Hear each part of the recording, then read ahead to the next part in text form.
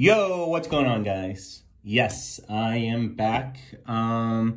So I kind of wanted to get back into making videos once in a while, not too often, but I'll try and see what I can do.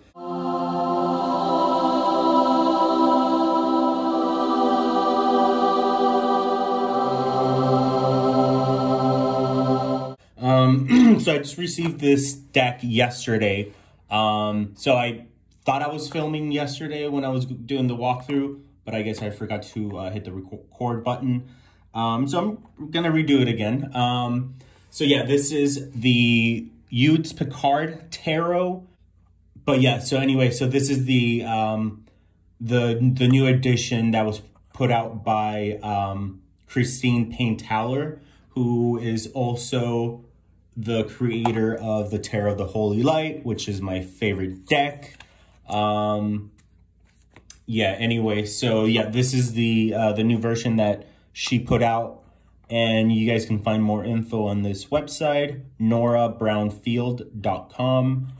So yeah, so this edition came out in a tuck box, but yeah, just go on the website, it'll give more info. And then also it does come with a book. I don't have the book yet, it's not done, but this deck is definitely going to be a deck that you're going to need the book, because I don't know if you guys know anything about Picard, but his the system that he uses is completely different from the Golden Dawn, different from Marseille.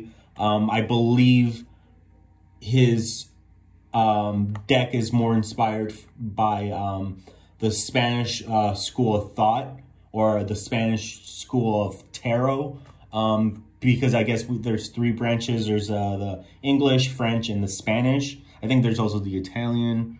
You know, I'm not an expert on that, but yeah, anyway, so this is the deck.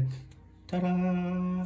So, yeah, these are the backs. I think the backs are great. I love that.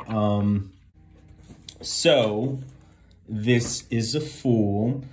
So I'm going to flip through and then kind of read off some notes of things that I took. I'm also going to leave a link to the Kelly from the Truth in Story. She did a video a while back on Picard miners. So yeah, if you guys want to learn a little bit more on that, go ahead and click the link below. So Picard was a French astrologer, I believe. He put out a deck in 1908. I think he only did the minors, if I'm not mistaken, but I'm probably mistaken there. But what I do know about Picard is that he was very much into the minors, and that was definitely something that you'll see on this deck that's very unique and different. As we flip through the majors, you kind of see some influence from Marseille. Another deck that is very similar to this would be the Oswald Worth Tarot, which Oswald sort of focused more on the majors only. I don't think he cared much for the minors. He never put out any minors on in his deck when he put it out. I think he put out a deck in 1889. So yeah, so the majors are definitely inspired by Worth. It definitely has that Marseille look still, as well, as you can tell with the star, the moon. Yeah, I can tell you this off the bat, like, this is probably not going to be like everyone's cup of tea. The art style is very unique and different. I do know that there's a lot of people that don't like Marseille, so probably not going to be your type of deck. But before you make any sort of judgment, let's go ahead and look at the minors, because I think the minors are really unique. So I'm going to go ahead and split them into 4 piles, and I'll be right back. And welcome back. So as you guys can see, we have the 4 suits. But before I get into that, I forgot to mention that the deck comes with this little insert. It's got some information on the deck. So this deck this version that was put out was definitely inspired by the line work that Eudes Picard did on his deck. It also drew some influence from El Gran Tarot Esoterico, which was put out by Fournier in the 70s, I believe. Other Severo decks that are sort of inspired by it as well. So we have the Balby Tarot, we have the Universal Worth Tarot, which I don't have that one, but it combines the minors or the majors that Worth did, plus it added the minors that Picard did. So it combined two different sets of decks into a whole 78 deck. So there's also the Salvador Dali Tarot. We also have the Crystal Tarot, which is another well-known deck, which I don't have, but I might get it later on. But anyway, so one thing to talk about before we get into this, as you can tell, the swords are associated with the element of water. We have the cups, which are associated with the element of air. So yeah, so that's definitely something that's going to be very different. It doesn't mean that they swapped it or that one system is better than the other one. It's two completely different systems. It's for us who are used to the Golden Dawn traditions, we're probably very confused about it, and it's probably going to be a turnoff for most people, which is fine. You know, I'm just going to go ahead and do a little flip through, and you're going to be able to see that these minors are definitely more pippish, but it doesn't mean that they're not illustrated. It definitely has some illustrations in it. So yeah, so we have the, sorry for the camera. We have the twos. I definitely like the one sword piercing into the water and then one piercing out. Very cool. I like that. And then we have the, so twos are for me polarity. And then also we have the balance between the moon and the sun, masculine, feminine, which is kind of cool. And then the two of pentacles, we have one on the ground with the roots sprouting, and then you have one on the surface.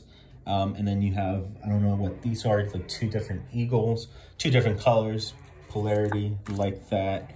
So there's definitely they form geometric shapes, which is going to be very obvious in a second, starting with the threes. We have the triangle. Threes are about growth, so kind of like forward movement, which I do like. And then we have the fours. Fours are all about foundation, stability. So we do have the square shape, the 4 points, 4 points of a table, of a chair, creating that stability.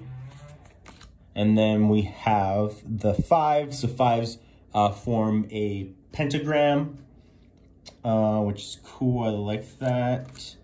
And then we have the six create the Star of David. And then let's go ahead and move to the seventh. We have the 4 and the 3 creating that growth from stability. So you have the triangle, the square, and then we have the 8. We have a star for the 8. And then for the 9, we have that stability, which is a 4 plus the 5. So it's the triangle, the square, and then the pentagram. As you can see, they're all the same. And then finally for the 10 we have a circle creating, meaning for me, the way that I would look at it is you've reached the culmination of the suits. You're sort of kind of going back from 10 to 1. So it's creating that full circle, going, going all the way around and back. So this is the order that these were in from what I remember, which was yesterday, but either it started with the queens or it started with the kings. I don't know if that's how this system kind of works. I won't know until I get the book, but we'll just kind of go through these. So we have the queens, and then we have the kings. All right, gotta be quick. Kings. I don't have enough memory on my phone. We have the knights, and then we have the pages. Cardstock is really nice. It's very similar to US games. It's got a sheen to it, definitely not a high gloss, very durable. If you guys want this deck, I'll leave a link below where you guys can get it. Have a good day. Bye.